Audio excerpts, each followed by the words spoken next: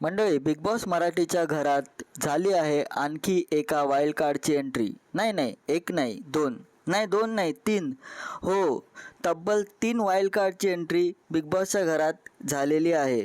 आतापर्यंत राखी सावंत ही एक wild card आणली होती आणि आता अजून 3 wild card entry big boss मराठीच्या घरात झालेली आहे.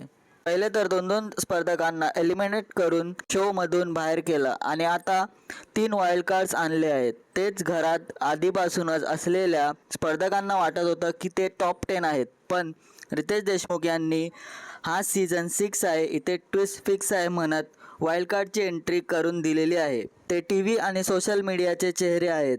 पहिला स्पर्धक म्हणजे संकेत पाठक. संकेत यांनी छत्रीवाला, लग्नाची बेडी यांसारख्या गाजलेल्या मालिकांमध्ये काम केलेले आहे. नुकताच त्यांचा पुन्हा एकदा साडेमाडे 3 थिएटरमध्ये रिलीज झालेला आहे. दुसऱ्या स्पर्धक आहेत संस्कृती साळुंखे. संस्कृती साळुंखे यांनी जाऊबाई गावात अशा रियालिटी शोजमध्ये पार्टिसिपेशन केलं होतं.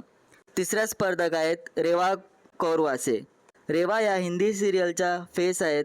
त्यांनी दिवानियत आणि प्यार का पहला अध्याय अशा सिरियल्समध्ये काम केलेले आहे.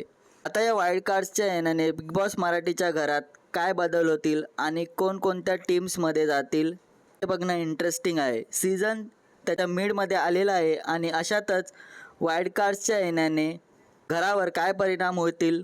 व्हिडिओ जर आवडला असेल तर लाईक करा आणि सबस्क्राईब करा.